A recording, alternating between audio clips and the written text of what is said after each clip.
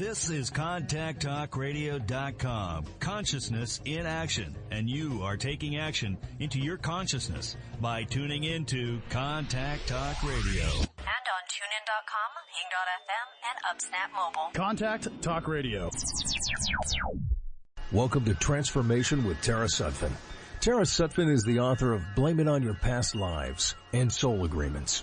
3 audio CD series, metaphysical meditations, sourcing series, and sleep programming. Tara has also collaborated with Emmy Award-winning Shane Stanley and Marla Maples on numerous DVDs. Tara Sutphen is a master in the psychic sciences. If you'd like to find out more about Tara's work, upcoming seminars, and meditations to help you fulfill your dreams, visit her website at tarasutphen.com.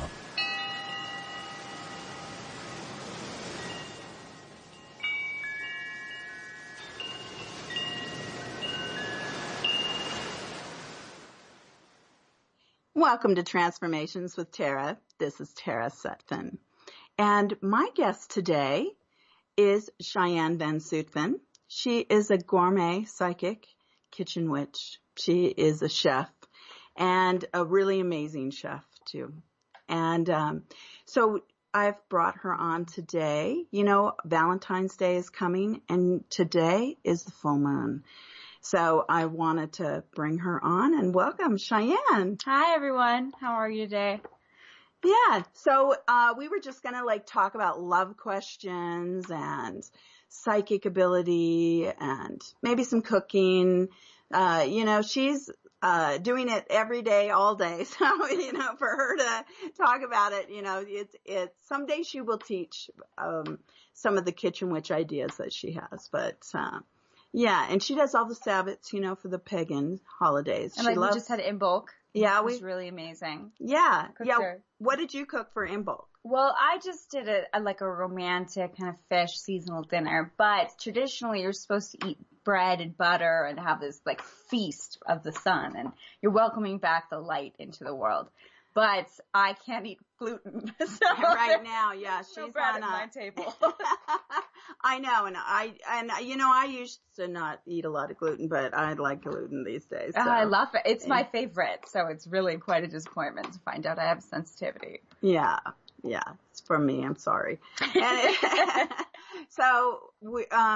you had so you made a beautiful dinner. Mm-hmm. Mm-hmm. And so what I love is, with Imbolc is they say it's the sun god is born from the earth goddess. I always love that. And where the light is coming in again. Well, no, he was actually born at Yule, and now he's like an infant, and he's a boy. Mm-hmm. And then he'll become a man, and she'll again marry him. Oh, that's the whole of the cycle. Mm-hmm. See? So it's actually midwinter. It's the marking of midwinter. So it's welcoming back the spring, because now we'll start to see the flowers again bloom and the sun will stay out for longer. All the seeds. Exactly. All the babies. There's a lot of pregnant animals in the woods right now. Mm-hmm. So right. That's kind of fun. That is fun. Well, paganism they think is a religion, but in actuality it's just seasonal. It's a way of life. It's just, that everybody's already living. Yeah, you're already living it. Yeah, so we celebrate it. So Cheyenne and I have clicked in to really live it because, she was so cute as a child. She would always bring me out, want me to light candles to pray. And even when her little girlfriends would come over, she would say, I would put them in the driveway where they'd be safe and where the candle, a few little candles, and let them pray and make wishes. Do seances. Yeah, we would do full seances. Well, not as a 6 or 7 year old. No, we totally would. We would try to conjure spirits. Oh, well, sorry, that was me too, probably. She always used to like to.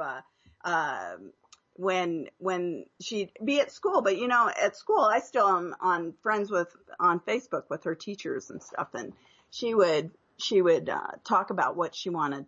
She loved my career, and she always was saying that she wanted to talk to dead people and mediumship, and psychic ability. I became very different when I walked into my first grade class, and they were like, so what do your parents do? And I was like, my dad's a hypnotist, and my mommy talks to dead people. They're like, you're weird.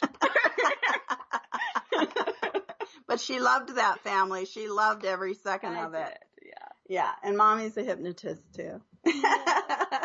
Of the highest order. Yeah, it's very fun. So now, so that's that's funny. Well, and I took her, she used to remember all her past lives when she was little. And so Teotihuacan, she remembered, without any prompting, and she would tell us, on video, well, I ask her questions about it. And so she'd tell me all about, what the jaguar gods were about, and that the city had been painted red by strangers, and it was originally white. And everybody knows Teotihuacan as the sun and the moon pyramid right outside Mexico City, but she knew all about it. So, and how there's a mass grave. And there's a mass grave. Right. There's a mass grave, and how she and I had been, thrown in that we had died in it. By the strangers. Yeah, by the strangers. And she talked about the strangers a lot. And it's weird because I have the sun and the moon tattooed on my wrist. It's my only real tattoo. Tattoos. Yeah. That's interesting. We didn't ever really maybe put that together until this second. Correlation. Right. Because that was a big thing. Yeah, the priestess of the temples. Yeah, we may have been priests. I don't know if we were priestess. Yeah, I don't know. We definitely are priestess this time. This life, we wanted to be girls. And we enjoy it. Yes, we do enjoy it. So Valentine's Day is around the corner. Let's talk about love. Let's talk about love and intuition and how you know they're the one. Ooh, how are they the one? Okay, let's talk about how. So what would you say would they use their intuition as far as... I think once you meet somebody that you have some sort of soul recognition with, it's almost instant. Like you feel it in your breath and it's in your gut and you're just like, ugh, when it's that karmic. Sometimes not. Sometimes you hate them at first, but that in itself is passion.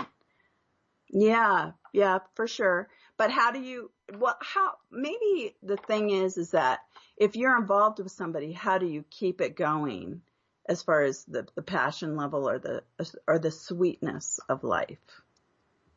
Cooking for them. Cooking. You know what? It's really about nurturing. What you do to go out of your way for people. I mean, I've been in a lot of long-term relationships at this point. So yeah, Cheyenne's a long-term relationship girl for sure. Probably my cooking with a little witchcraft in there.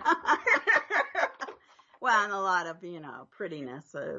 You make pretty food and you always look pretty. And you always say nice things too. I've taught her really early that, saying nice, beautiful things to others and to yourself in the mirror is always the best solution to everything in life. Well, I feel like once you say something wrong in a relationship, you can't really take that back. That's going to be in the presence of your partner's mind. And if they poison the well with their friends, then the friends are going to look down on you and think differently. So it's really important to keep a state of positivity. I mean, I'm not saying don't talk things through, but don't say anything harsh. Instead, communicate. Yeah.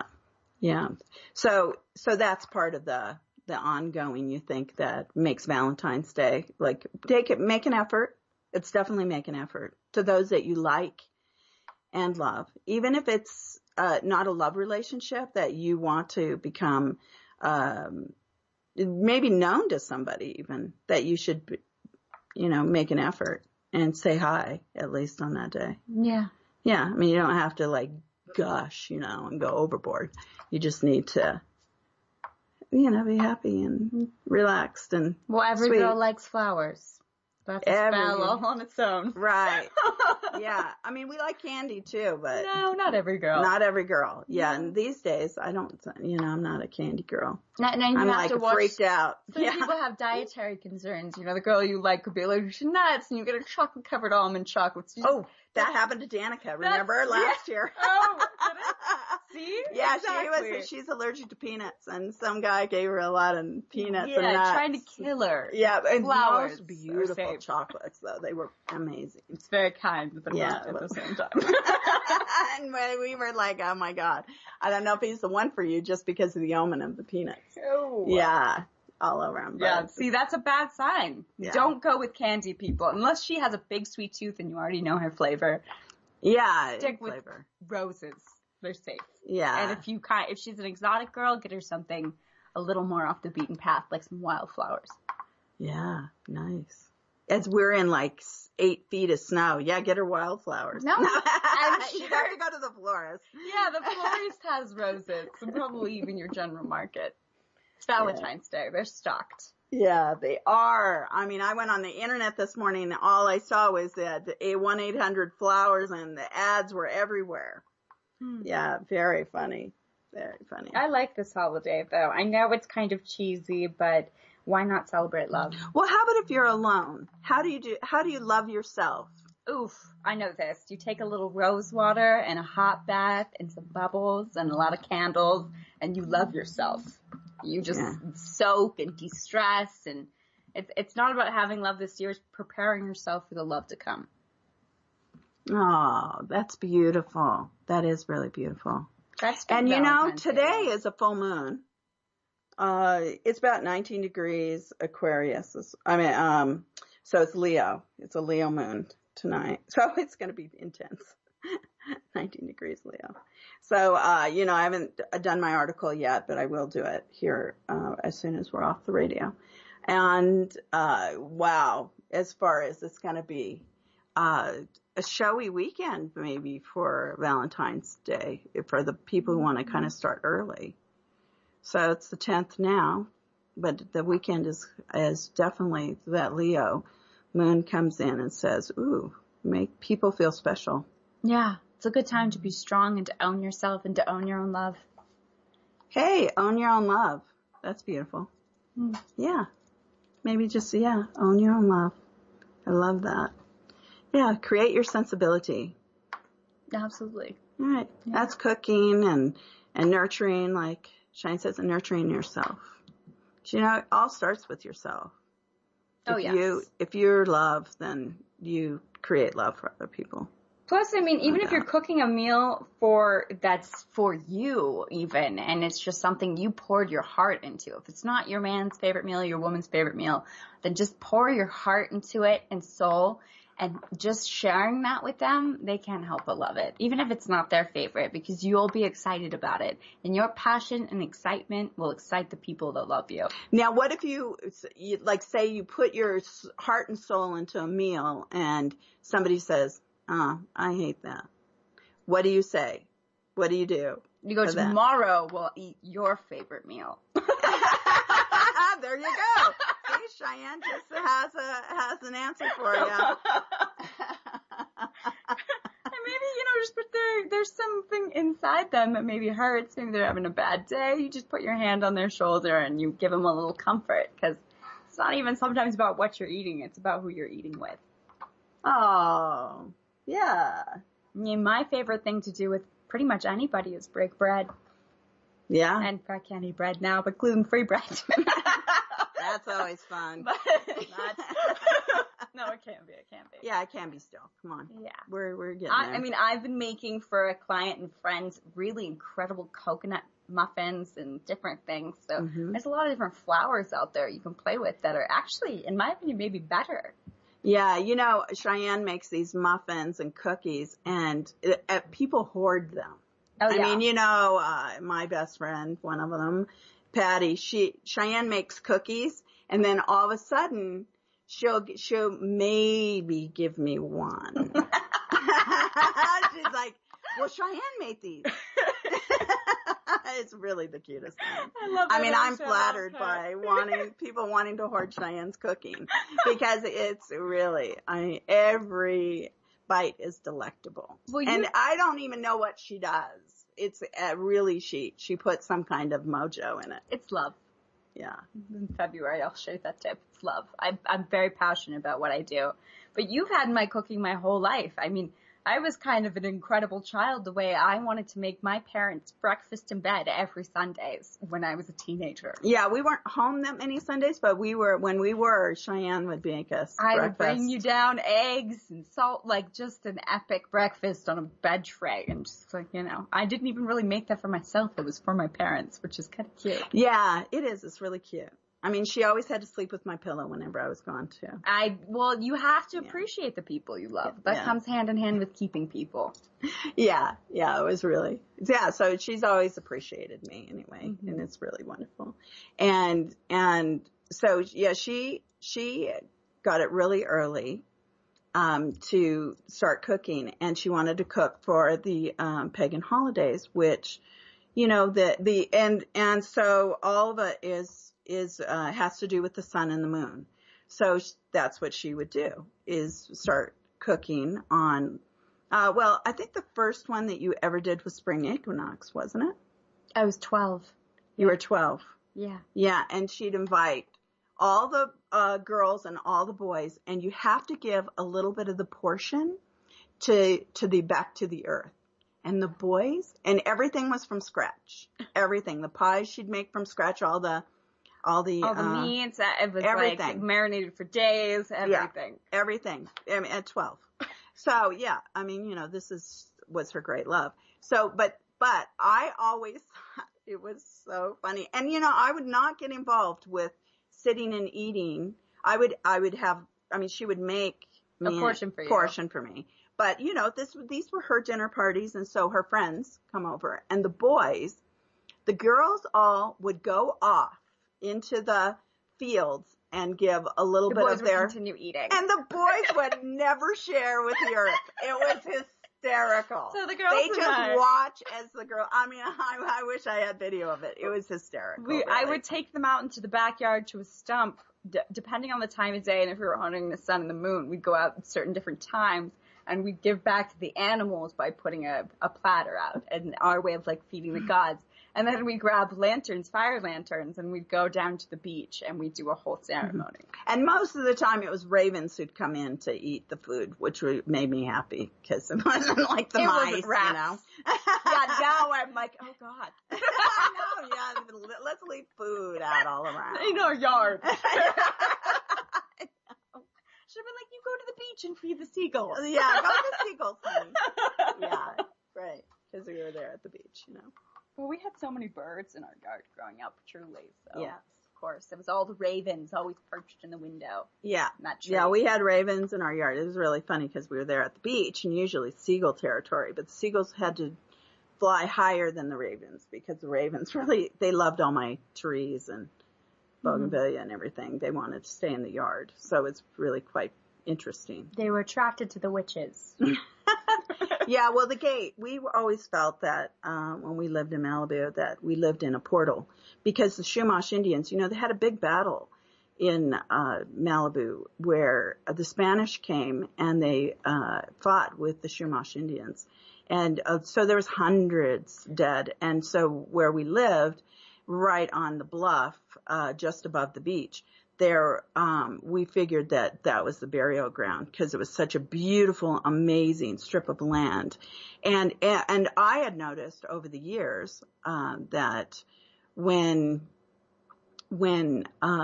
any negative neighbor moved in, they were always in complete and utter chaos. You had to be somewhat holy or a really good person to live on the street.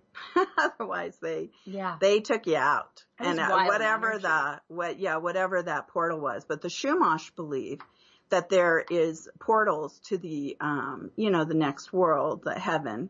And when they're coming to be born, that they come in on the rainbow from the sea, and it's over the sea, and whoever drops off the rainbow becomes dolphins, and who make it to land are people.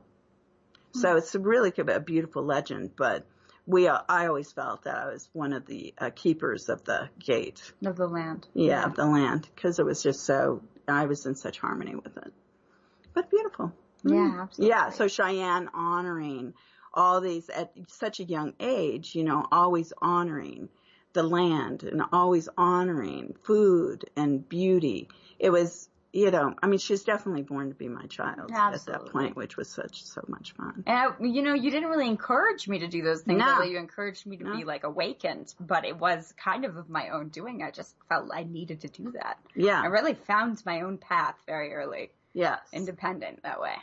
Yeah. She was really just witchy. Just from day one. Well, it was just, Well, I mean, you knew where you were going. You must have really had a plan. I mean, she still does. She has her plans. One of the kitchen witches of the world. Yeah. Yeah, and really enjoys all that food making. Mm-hmm. Potions, spells, like just, sigil food, that kind of thing. Mm-hmm. Yeah.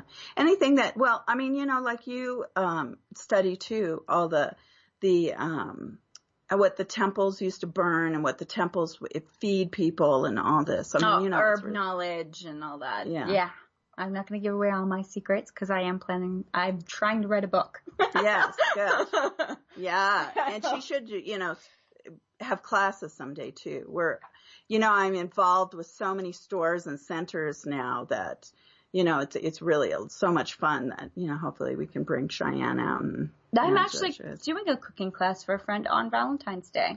Oh, that's right. Yeah. You are, aren't you? So I have to finalize the 3 menu options, send that off today, but I'm teaching 8 couples, how to cook and how to do like love magic. So it's kind of a cute on Valentine's Day itself? Yeah. Oh, that's really So I'll be making a potion. I actually have this perfume from one of my best friend's moms too that has like human pheromones in it. It's made from some crazy voodoo priest from Africa. And so I really get a little weird with the witch love spell making. Yeah. Kind of cool. Yeah. Well, and I've a lot of wonderful friends who love to do fun, weird things. Yes. But fun, weird things. Yeah, no. Not bad, weird things. Just fun. No, yeah. Light magic. Light magic. All white magic. All white, beautiful, happy. Well, do you consider being a medium white magic? Because I've always thought that a gray area because you're a foot in both worlds. No, well, but I always teach that you have to really raise your vibrational energy, and that I don't do slum work. What I call slum work. Slum work is when you mean the work I was doing as a medium, right? Yeah, anybody who's just crossed over, like you see out of the corner of your eye. Many of you do see this, where you catch like there's a person watching you, or that you just kind of see them out of the corner of your eye. Usually that's a spirit who, and spirits who stay on the earth plane are usually, they died in an accident, suicide, or murder of some kind. But they died fast somewhere. Or somebody's holding on to them so hard they feel that they have to like watch them. But usually what happens with that is they are needing to they either want you to solve however it went, or they have some kind of message that they want to give, but they need to be released to the light, to higher, and I call that gatekeeping as well.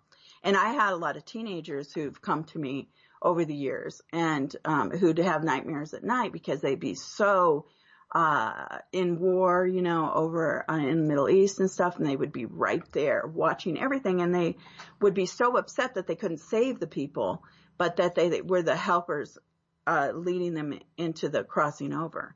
And I said, well, that's gatekeeping. That's where you're probably some Egyptian mystic who's come back, or a great light being, really, and helping other people get, the souls, our energy and our soul goal is to get back to wherever we come from. And so there's a lot of helpers in that.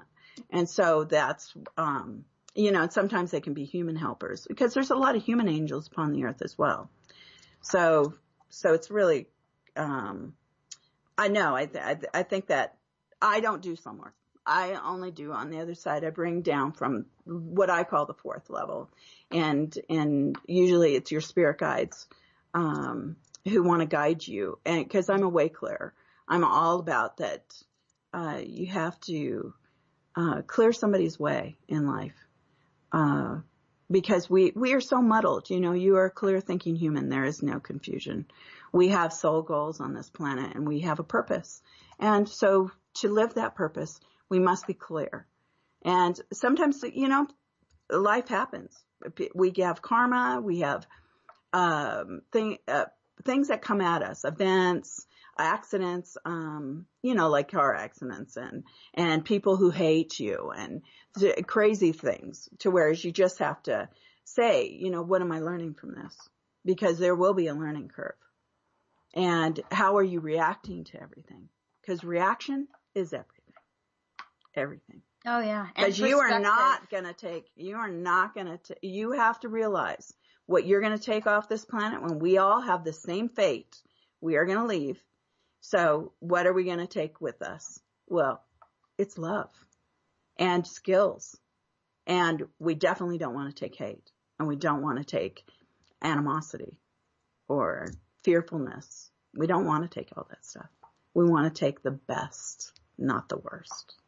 So we have to click into that. It's a click. It's a click in. And so the viewpoint is, we're going to take the high road or the low road. Your choice. Sometimes to get, I tend to try to come up with a solution, even when I think, oh no, what it would be the actual fix of that situation. And so, it's not always going to please everybody. It's not always going to be, but you have to realize that whatever it is going to be what you need to accomplish in your life, and fixing is an important element. If you're not getting along in your relationships, if you're not treating your children right, if you're not, working in a forward direction, if you're not taking care of your health, these are all things that you need to just, come back, shift back into balance to go forward. Because you know what? Money is like leaves on a tree. You call it. It is an energy. Call in your success. Call in money to make your bills. Call in and stop being fearful about where you need to go, why you need to do it. It's all baby steps anyway. You're going to just step. There's no leaps. We're just going to make it happen. And so when you start to really use this practice in life, then your life becomes. And there's no harm in going to a healer or biofeedback person and getting your vibration raised for you and having them teach you how to do it. If you're a little lost on how to do this, there's so many teachers in that way. Right. And that's it, and to choose the teachers that are right for you. If you're going to go out feeling better, that you were at the right place. Yeah. No matter if it's a Western doctor or like Cheyenne says, a hypnotist, a biofeedback person, a homeopathic specialist, an Ayurvedic, Reiki, you name it, massage even. Yeah. Go, or a psychic, anything. You just go for it. And try and align your chakras. Just if you can't visualize it, then maybe take some sort of color and put it up to each, like a photon. You can just put it up to your face and to, each third eye, your throat, your heart. So just, go down the 7. Abdomen. Yeah, abdomen, and then your root chakra. Just go down the list with each color and then into the visualize crown. it. And if you have that visual aid, it's going to help you to really start getting in the habit of realigning yourself. And then you'll be your most powerful you. Yes. Yeah. So, Cheyenne just went. I had given her a gift of Diana Donaldson. I love her. Oh my God. But I had given her this gift over a year ago. And I was like, Cheyenne, go and pick up your gift. It was in the valley, so it was a little far. So I was like, all right, I need to do this. I've been struggling with the little health things. And I realized that I was only revitalizing my heart and my third eye chakra, and those were vibrant. But the rest, I was like, oh yeah, I'm not working on them. So she fixed that for me, and she realigns my energy and really put me back into my own body. And literally that same day and that next day, I got so many work calls and so much done, and just felt great. And I got back on track where I'm meditating twice a day and just super on it all of a sudden. And I want to thank her for that, because if it wasn't for her, I probably would still be doing my thing, but not as professionally, not as on point. So yeah, isn't that interesting? I mean, we just have to come into, and when we expect magic, because she's a very magical being. Yeah. So we expect that magic to happen. And I know to do this anyways. I know that helps, but life gets in the way of yourself. You put yourself second sometimes. Right. And sometimes when it comes to, you got to put yourself first to be able to put yourself second, if that makes sense. Yeah. Well, is to help others. Yeah. And who around Not you. even just that, to just be professional and be the best in your career that you could possibly be. You can't do that without feeling good. Actually, health comes first. And having a dim vibration is not being of full health. Yeah. Yeah. Right. That's, the dim vibration, the dim viewpoint. Yeah. If you want to be electric, if you want to draw in that love, there is no better way than to be your most energetic self, to be magnetic. Yeah. I have my best friend, Marla. It's so funny because we never gossip. We have this big, huge circle of friends and stuff. And it's always funny because, we never know what other people are doing because, we never really talk about anybody. And, we haven't. But I think of that because we always remind each other that we're walking a beautiful life, and it's not about being in any negative space. Mm-mm. Yeah. So it's always pretty funny. But we're pretty laughing, but we're always talking about concepts and different things like that. But we're definitely in food and happiness and family, but we don't gossip or. Well, nothing talk will about age you faster than being stressed out. Yeah. Nothing will age you faster. No. It's really, it just right. kills everything about, it hurts your being. Right. Now, okay, let's talk about that for a second because, stress is something that everybody goes through. Yeah. Everybody. And no matter what your career is, what your love ability is, all of it, you go through stress.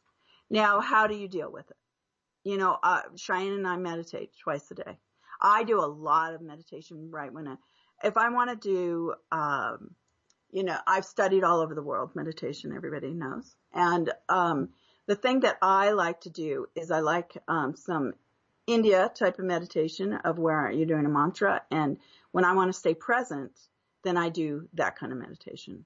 And because it doesn't allow your mind to wander. If your mind wanders, then you come back to your mantra.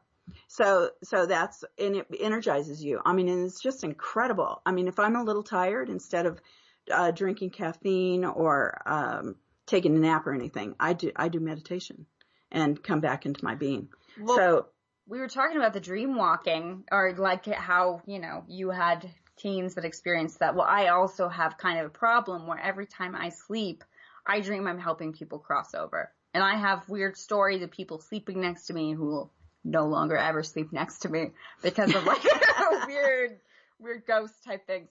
But the point is that I never felt rested. I would wake up that next day and just be tired all day because I was on the night shift. And so meditation really helped me get that rest my mind needed that I was not receiving from sleep. And there's a lot of people out there that have sleep apnea. They have sleeping problems. They have insomnia. Meditation would help you. Right. And then I do hypnosis where I can do in manifest form, like you're going to sleep or you're going to get well or you're going to, make money. I can do the manifest form, or I do the type of dream therapy where, I trick your mind, and what you're doing is you're visualizing and you're feeling and you're hearing and you're seeing all this, and knowing that you're going to, be able to, I trick you into thinking that, you're going to be going toward a certain thing, and I'm taking you on a little journey. But in reality, I'm clicking off everything that you're holding back on. So it's all the purging, all the upsets, all of it. You're releasing. Release. You know what helps you release is a good hug. Oh, good Releases hug is oxytocin. good. It's gonna make your whole body from somebody you love. It could be your child, your friend, your partner, anyone. Just get a good hug. where you just cross arms and, you know, stay there for as long as you need to. And just make that a thing. Make that a daily routine. Well, you know, it's funny about a hug.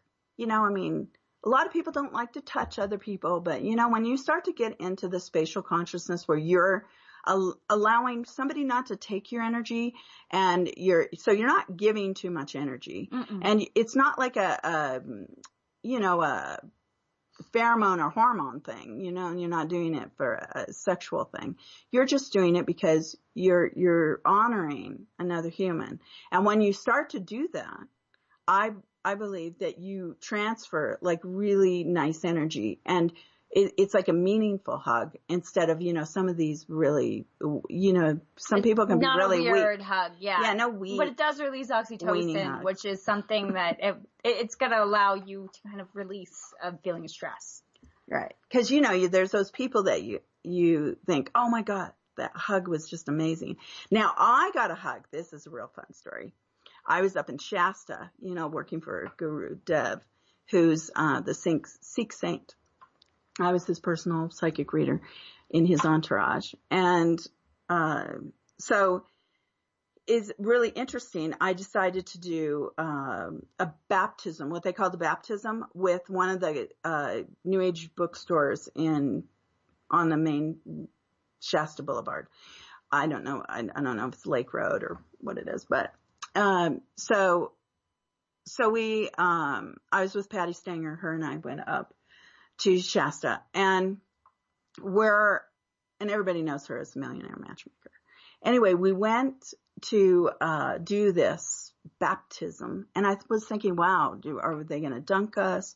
What is it? Because, you know, it was not a born-again Christian thing. It was a kind of a metaphysical something, and so I was real curious. And this older woman who owns a bookstore there in town, and this guy came.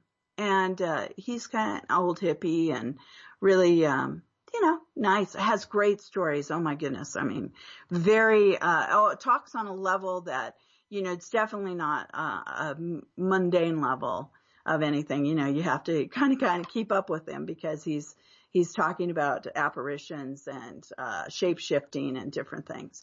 So we go up for this baptism, and it's kind of a chakra cleansing. The woman guides the meditation. It is the most beautiful experience. I mean, really, it was wonderful where you're up, you come out of the water, and I was out in a rock out into the lake.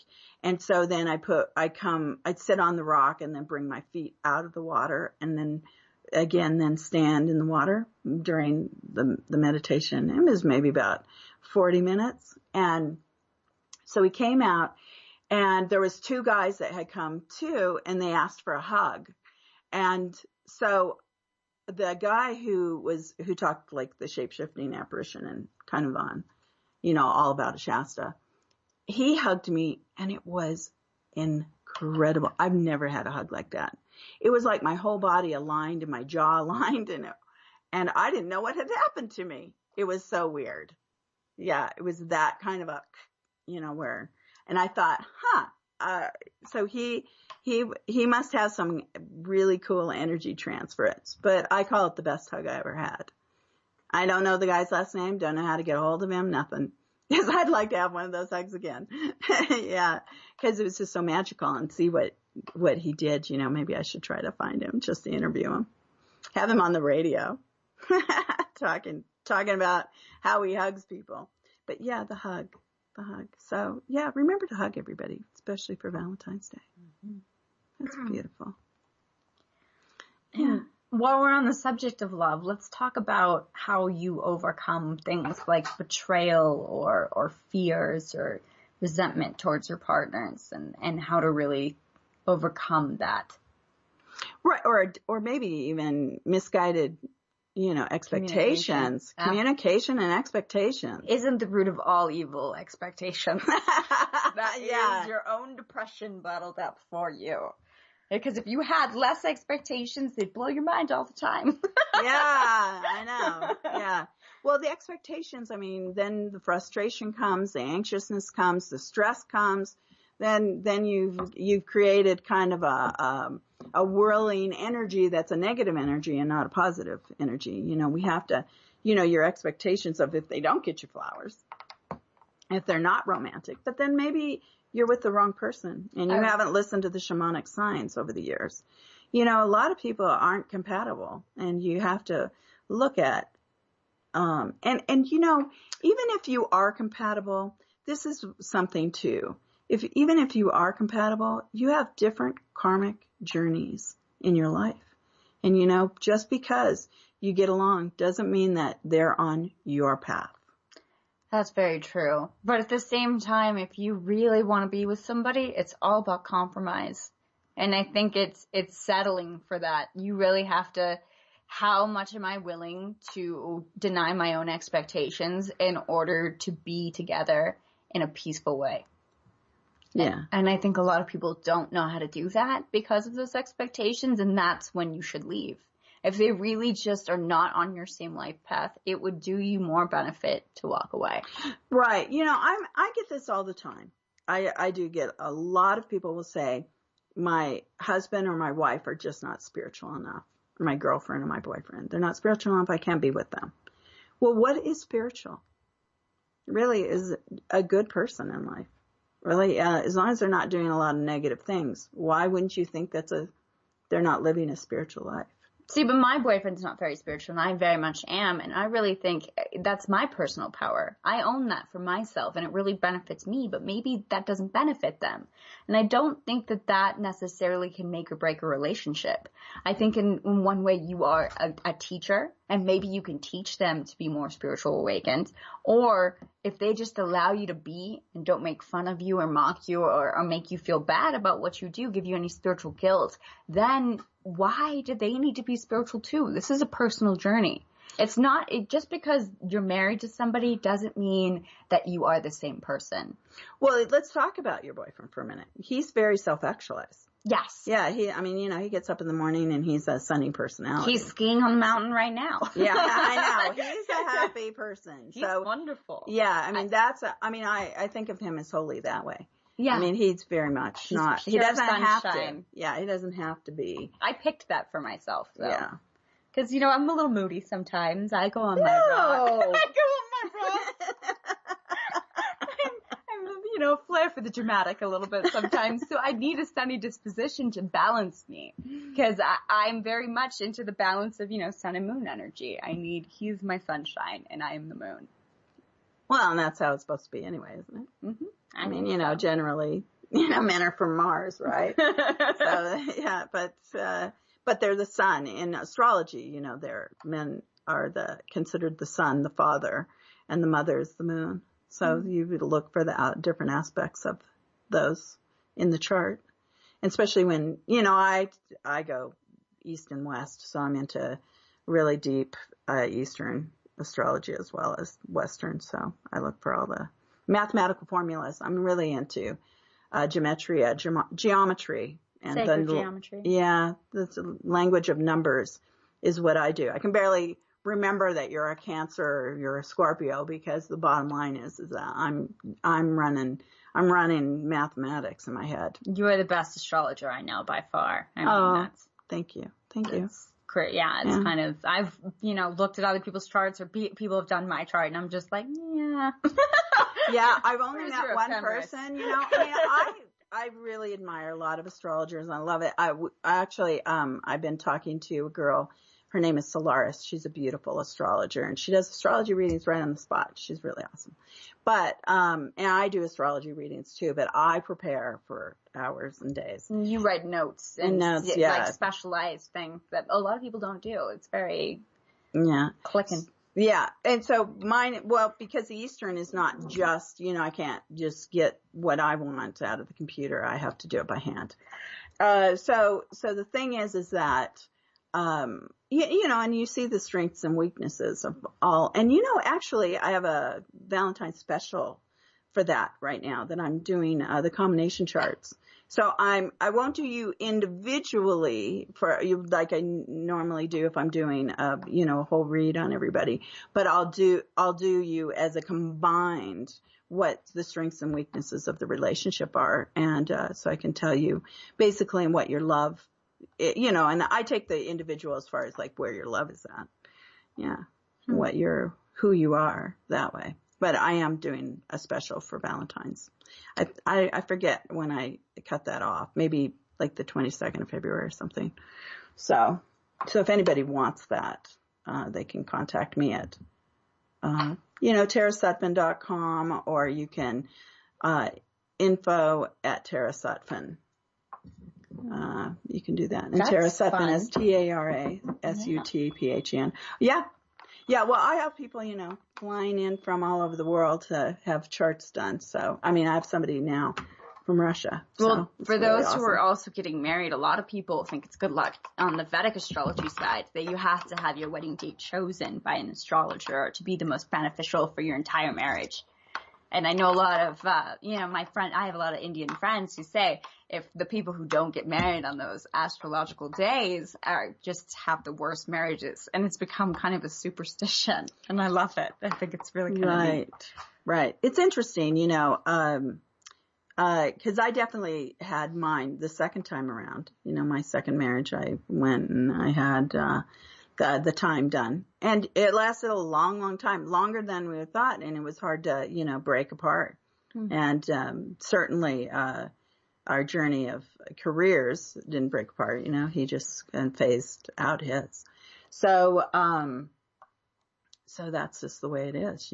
Interesting about the timing of things. I have a friend, one of my best friends, they got married twice because they had to have it on that day, and then they had to have it on like a Saturday where everybody could come. That's funny. Kind of cute. Twice. Okay. Yeah. Got the jitters twice. Yeah. I love that. Yeah. Yeah. Well, and love is love. It's about being in love with life. That's funny. It was a funny conversation. Somebody was talking last night about how they didn't like earthworms. They thought they were slimy and ugly and everything. And I was thinking how much I love the earth. I loved snails. And I gave one of our family friends when I was about four, I think. No, it might have been 5. I gave her a whole jar of snails, thinking they were the most beautiful things on the planet. I thought they were so enchanting, with their little antennas, and I thought they were little magical creatures. And I gave her a whole jar full, and she actually put them on the coffee table when I gave them to her. But she was talking about earthworms. Somebody was talking about, and I was just thinking, I love earthworms. I do too. I even say nice things to the little slugs without their shells, Well, when I was little, I used to let, of course. We had a big ant problem at our house in Malibu, and I'd let all the ants crawl up my legs, and my mom tickle. She thought that was the most disgusting thing ever. Yeah, get out of the ants, Cheyenne. Tickle, Mommy. Yeah, she loved the tickling that they do because they make her feet tickle. It's like, get out of the ants now. Earth child. Yeah, Earth child. At the tennis courts, we'd be playing tennis, and she'd be taking off her shoes and standing in the ants. In the garden. I would do it when she wasn't looking. Yeah, it was those little brown sugar ants, so they don't bite or anything. No, they were just tickly. Yeah, but it was like, ugh, God. That's gross. Yeah, well, I was sick of ants. I don't do flies or ants. I'd rather have spiders because they eat flies, for my horses. Yeah. Oh, so the barn has a few spider webs. Oh, well. Yeah. Put the spiders to work. Yeah. And I never, my barns and stuff, I've never ran into a spider web. Never. Because I honor them. I do. I don't know what the that time. is. It's a bad thing for me. And maybe because I didn't honor them, because our Uncle Jason would play this crazy game with us called Spider Tag, which my brother and I would run around with the broom and get the biggest, fattest spider and then wipe it on each other. And whoever got the spider wiped on them got the broom next. And you'd be surprised how fast kids get over the fact that they just had a spider wiped on them when they get to do it too. They get the broom. Yeah, they swiped it with the broom, and then they get to run with the broom. That's what uncles do. Uncle had to stop from the Black Widows. But Oh, yeah. Besides from that, Yeah. It was good fun. Funny. And then, talking about Uncle, because he's always been my right hand, with all my kids, and work. Yeah, and work. Gosh, he's still producing for me. Best. He's the best. He really is he's the a great best. reader, Jason, the Ohm Tarot wizard, he's the best, really. And then I have another really wonderful brother too, Scott, and then I have a wonderful sister, Amy. So, anyway. But Jason always, he raised my kids, so he was wonderful, and it helped me, and they remember the spider tag. Oh yeah, he was like my favorite person growing up. I loved Uncle Jason. Well, it's because he let you run with the broom at your brother's. Yeah. What else can you wish for as the youngest of 8? Yeah, I know. Yeah, no, I didn't have 8. Anyway, so the thing is that, cute stories, but Jason would use the principle, you got to eat your vegetables, or I'll have to talk to the principal. First it was the teacher, and then it got to be the principal. But they only worked for so many years after, It was pretty funny. Yeah, his little stories of all that now. Yeah, make fun. Now we have the spring equinox coming up next too, as the next pagan Sabbath. Mm-hmm. And so what you say for that? What do you mean? What do you say? Well, I mean, as far as like, what would we cook? Well, anything seasonal. You use a lot of radish, carrots, cabbage, rhubarb. Pretty much anything that is in your area that is a seasonal plant that was just blossomed. You want to honor your neighborhood. Farmers and your environment. Whatever state or country you live in, you want to honor what is your personal crops and then use that. And there's not really any too big of a rule to it. It's just, the sun's back, the babies are being born, the flowers are blossoming, it's a harvest time, it's your first harvest after winter.